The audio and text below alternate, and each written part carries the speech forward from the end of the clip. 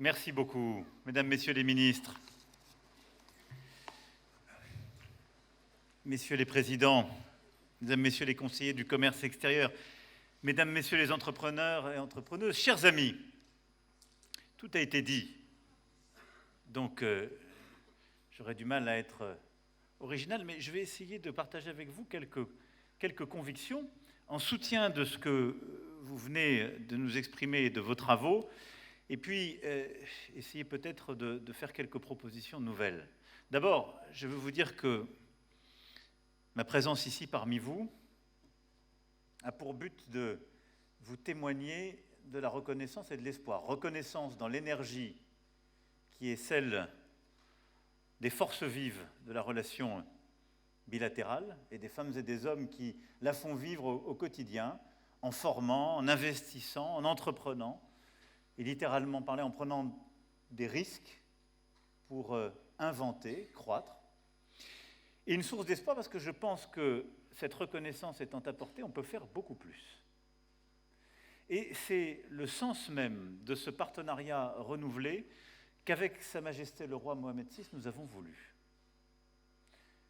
Nous l'avons concocté ces dernières années, ces derniers mois tout particulièrement.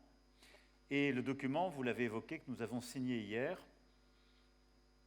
va nous permettre d'ouvrir un livre nouveau de la relation, je l'évoquais ce matin, au moins pour les 25 années qui viennent.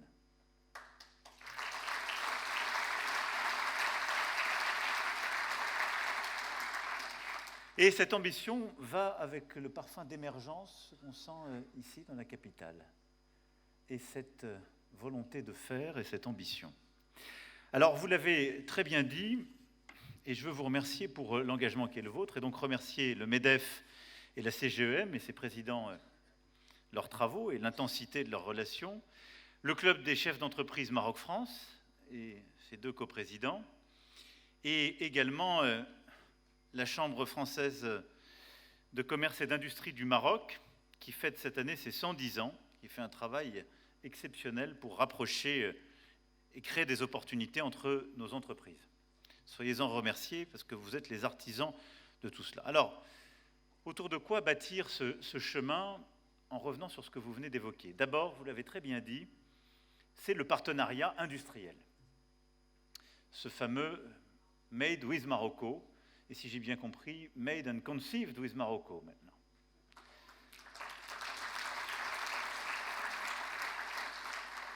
C'est une nécessité, ça n'est pas une idée nouvelle, et la colocalisation, ces partenariats industriels existent dans plusieurs des domaines que vous représentez et portez depuis de nombreuses années. Mais je crois que, en tout cas aujourd'hui, cela recouvre peut-être une réalité et une nécessité encore plus importante. On sait ces dernières années que nous avons eu besoin de développer de la colocalisation pour faire face au sujet de coûts de main-d'œuvre.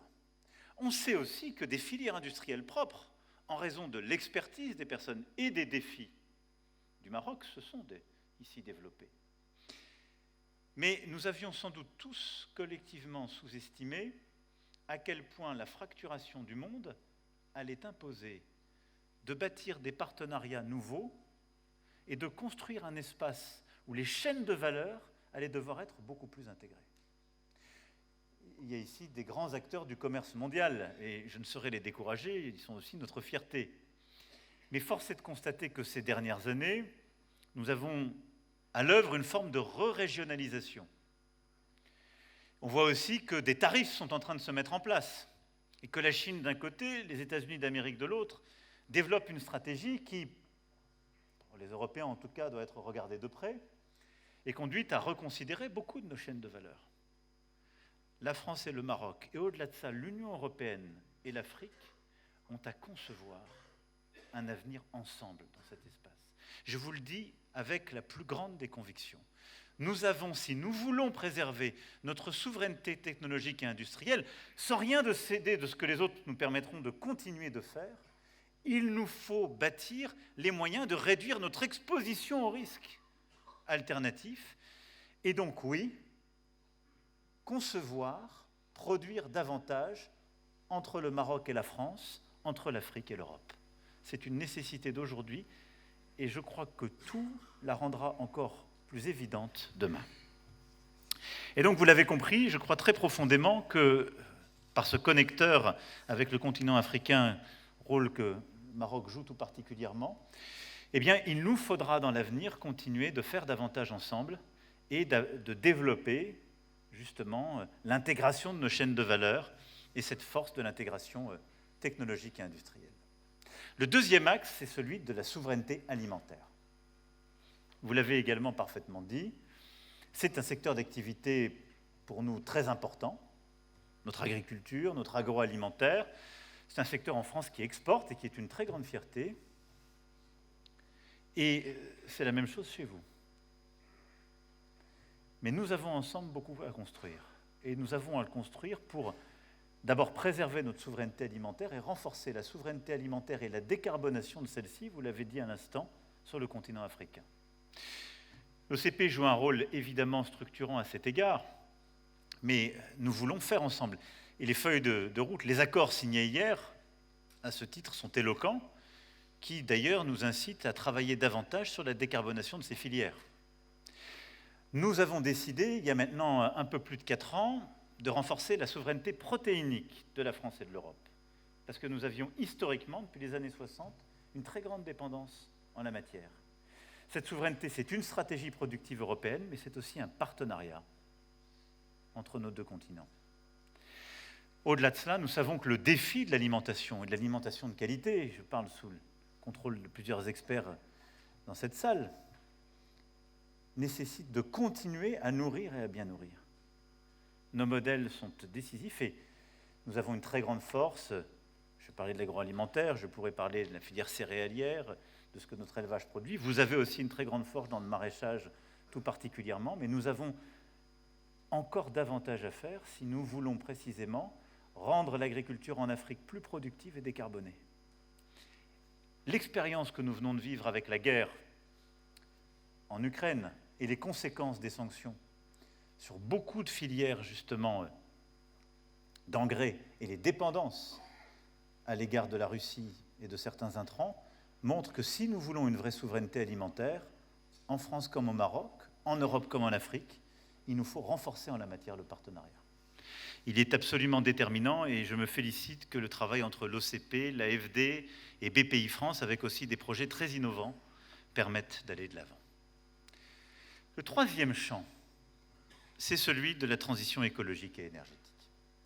Là aussi, vous venez de témoigner de l'ambition que vous portez quant à ces défis. Et je crois qu'en la matière, nous avons, et les accords signés d'ailleurs le montrent, énormément à faire. En matière écologique, parce que le Maroc est porteur d'une stratégie inédite en termes d'adaptation, et en particulier en termes de modèle hydrique et d'irrigation. Les autoroutes de l'eau d'une part et les grands projets urbains de dessalement sont deux révolutions à l'œuvre pour permettre et à l'agriculture et à la population d'accéder à l'eau potable et à l'irrigation. Ces projets sont au cœur de l'ambition que nous voulons porter. Nous avons un savoir-faire en la matière et je veux ici remercier Sa Majesté pour les projets ambitieux pour lesquels elle nous a fait confiance et remercier pour ces dernières heures de travail le ministre de l'Intérieur et Veolia, entre autres, mais plusieurs groupes ici présents portent cette ambition. Et nous voulons être véritablement des partenaires de cette ambition en termes justement d'eau, d'irrigation, d'adaptation du modèle.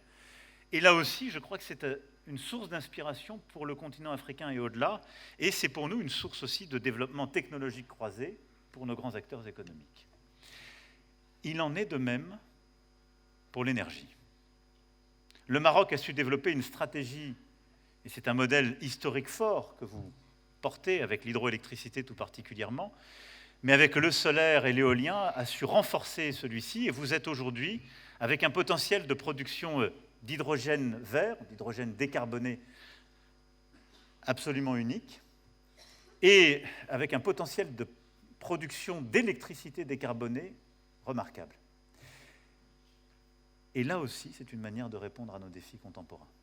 Et je me félicite que dans les accords signés hier, plusieurs grands acteurs, d'Engie, passant par Total, mais aussi nos grands acteurs publics français, aient décidé de contracter avec vous pour permettre d'acheminer qui l'hydrogène vert, qui l'électricité vers l'autre côté de la Méditerranée, et permettre d'avoir un partenariat gagnant-gagnant en termes énergétiques. Et la France, qui, comme vous le savez, repose largement sur le nucléaire, et donc une énergie peu carbonée et pilotable, est en train de développer encore davantage le renouvelable, a à cet égard beaucoup d'intérêt pour avoir un modèle très complémentaire avec le vôtre. Mais des deux côtés de la Méditerranée, nous sommes en train de porter un modèle d'énergie pilotable, sûre, décarbonée, et grâce à ce partenariat qui doit être de plus en plus compétitif. Et ce sera un des sous-jacents de la réindustrialisation que j'évoque, parce que si nous nous regardons bien, par rapport à l'Asie, notre défi, c'est le coût de la main-d'œuvre. Le Maroc nous aide. Par rapport et à l'Asie et aux États-Unis d'Amérique, le coût de l'énergie pour l'Europe est une maladie terrible. Et soyons francs ensemble, c'est la conséquence directe de la guerre d'agression lancée par la Russie et du fait que très longtemps le modèle productif européen a marché avec un gaz russe très peu cher. Ce temps est fini. Et donc il nous faut, nous, développer plus de souveraineté, notre production énergétique et notre production électrique décarbonée, mais qu'on doit rendre de plus en plus compétitive. Vous êtes des partenaires exceptionnels pour cela. Et vous aurez de plus en plus besoin aussi d'électricité pilotable. Et je crois pouvoir dire qu'avec notre modèle en particulier nucléaire, nous sommes des grands partenaires pour cela.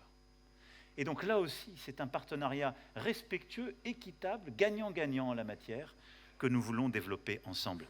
Et je crois que l'expérience de nos acteurs ici présents, les Engie, les Suez, les Veolia, les Total, les EDF, etc., sont des atouts extraordinaires. Au-delà de cela, l'énergie qui nous manque, c'est celle des talents. Je ne dis pas qu'elle nous manque, mais celle que nous devons préserver. Et c'est pourquoi le dernier axe sur lequel je voulais insister, en reprenant vos propos et pour tenter d'en faire la synthèse, c'est celui du capital humain. Vous l'avez tous dit dans vos comptes rendus, mais nous avons un enjeu absolument formidable à relever en la matière. D'abord parce que nous avons une histoire de circulation de talents d'étudiants. Vous avez ici le plus grand réseau avec le Liban éducatif français, et plus de la moitié des élèves que nous formons sont marocains. Nous avons des liens entre nos universités, entre nos écoles de commerce, Sciences Po, etc., extraordinaires. Et cette université, d'ailleurs, est le symbole magnifique, Monsieur le Président, et soyez-en remerciés, de ce lien des deux rives et de ce que les talents qui ont réussi à l'étranger veulent revenir et féconder ici. Et votre business school en particulier, mais tous les jeunes qu'on a vus à l'instant sont une formidable preuve, Madame la Ministre, de cette énergie universitaire et de formation. Et les accords signés là aussi hier sont la marque de cette confiance et notre volonté d'aller de l'avant. Nous avons un défi formidable, ça peut être une chance si on sait l'organiser.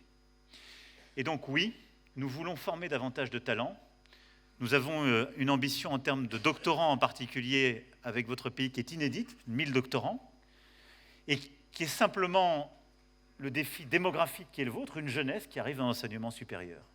Chose que notre pays a eu à vivre il y a quelques décennies, et qui est une chance pour le Maroc, qui est une chance pour nous compte tenu de cette amitié qui nous lie, et dans l'esprit, Président, que vous avez évoqué, celui de faire circuler les talents, les étudiants, les chercheurs, les femmes et les hommes d'affaires, mais de les faire circuler sans jamais vouloir les capter, et de permettre aussi aux talents français de venir ici pour enseigner, pour chercher, pour créer, aux talents marocains de faire de même, mais que cette route ne soit jamais une route toujours univoque, qui vienne priver le Maroc des talents d'aujourd'hui et de demain dont il a besoin.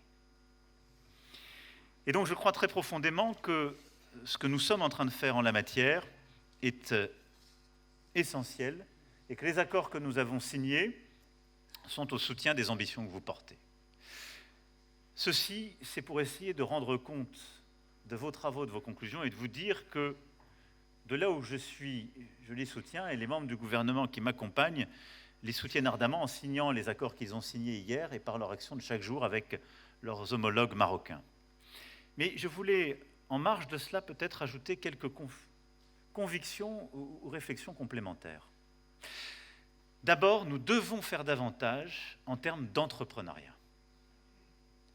Et je crois qu'il y a, entre nos deux pays, absolument tout pour y réussir.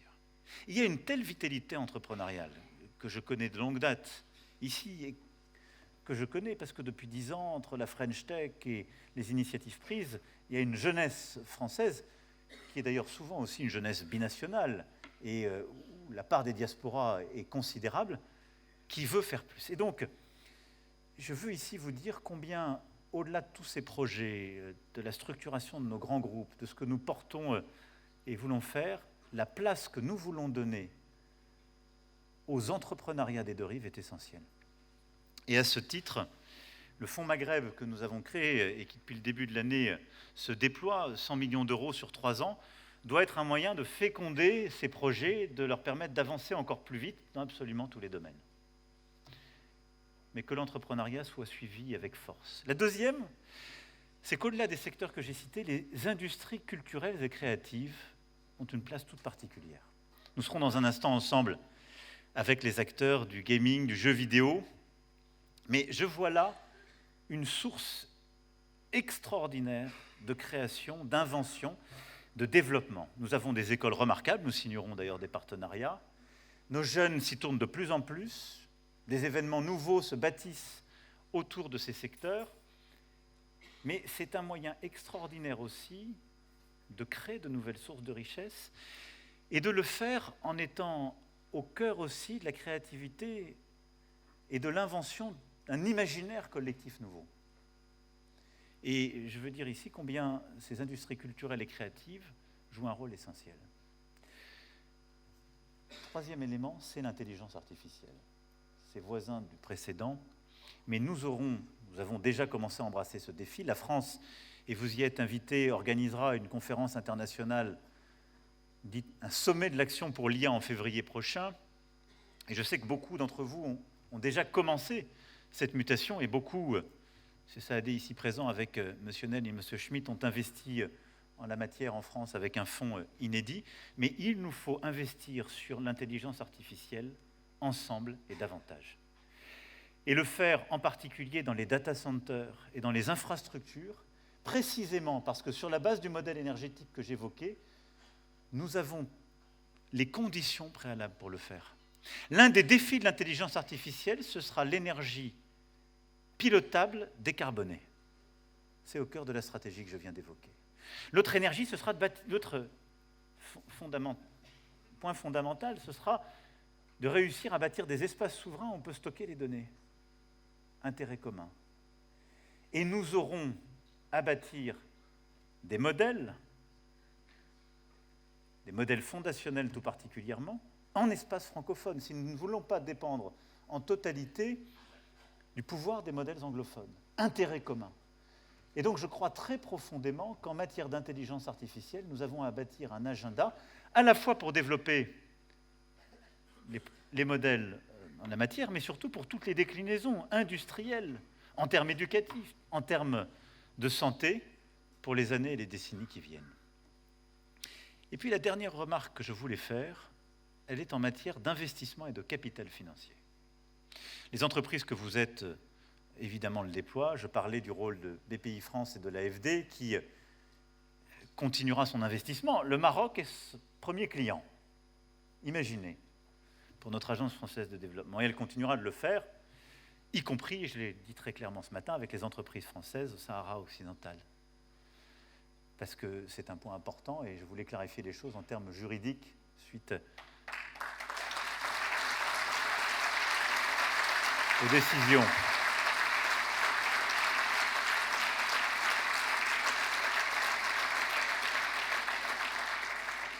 Mais j'ai vu ces dernières années avec une forme d'inquiétude la plupart des groupes financiers européens et français, il faut bien le dire, quitter le continent africain. Alors ils l'ont fait, pas de leur plein gré, si je puis dire, en tout cas pas avec joie, en raison des règles, des normes de régulation que les Européens ont pris pour eux-mêmes. Mais ce qui était une force et un lien, et je salue Attijari Wafa Group qui a fait un travail extraordinaire aussi, en partenariat, en amitié, en reprenant legs de certains grands établissements qui étaient le fruit de notre histoire commune. Mais je pense que c'est une erreur stratégique terrible. Non, je vous le dis comme je le pense. Et donc, je pense que nous, Européens, avons à nous poser les questions. Je vous rassure, je dis la même chose en Europe. Ross était avec moi il y a quelques jours au titre de la FEP, il pourra vous le dire. Je pense que nous, Européens, avons à nous interroger sur les règles et les restrictions que nous avons posées à nos établissements, qui les ont chassés du risque en fonds propres et de beaucoup de risques. Mais cela participe de la réforme de la gouvernance financière mondiale à laquelle je crois. Nous avons aujourd'hui une finance internationale, publique et privée, qui ne correspond plus aux défis qui sont les nôtres. Et donc, nous avons autour de la table des structures, le FMI et la Banque mondiale, qui ont été conçues à une époque où la plupart des pays du Sud n'avaient pas d'existence juridique et n'étaient pas autour de la table. Et donc, cette gouvernance est biaisée. Elle n'est pas respectueuse de l'ordre international contemporain. Elle a des règles qui sont par trop restrictives des défis qui sont les nôtres. Pensez, quand on a le défi climatique et environnemental, de biodiversité, du numérique et de l'intelligence artificielle, de la souveraineté alimentaire et de la défense et de la sécurité à relever, comment peut-on s'appliquer des règles financières et des ratios qui ont été pensées dans les années 80 et 90 ? Et donc nous avons à réinventer ce système international, c'est ce que la France porte à travers en particulier le pacte de Paris pour les peuples et la planète, et ce que nous voulons faire avec vous, de manière respectueuse justement entre le Nord et le Sud. Mais il faut que la finance privée l'accompagne et aille beaucoup plus vite et plus fort en la matière. Et donc on doit permettre aux groupes financiers d'aller plus vite, de réinvestir à vos côtés, d'avoir un autre rapport au risque. Sinon, nous aurons aussi un autre rapport à la croissance et aux opportunités. Voilà, c'était les quelques mots que je voulais rajouter.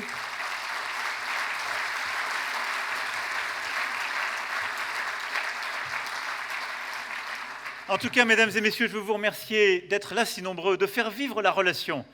Et je veux vous dire avec beaucoup de conviction, aussi d'émotion, parce que ce voyage me touche beaucoup, très profondément et intimement.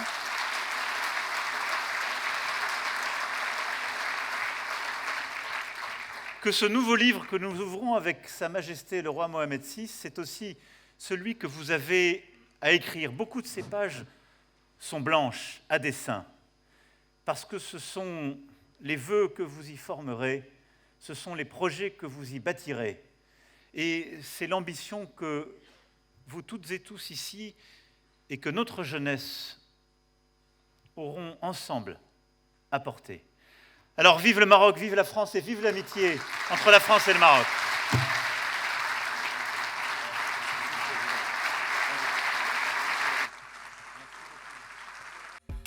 وما تنسوش تابوناو معنا فلاشين وتتابعونا على مواقع التواصل الاجتماعي.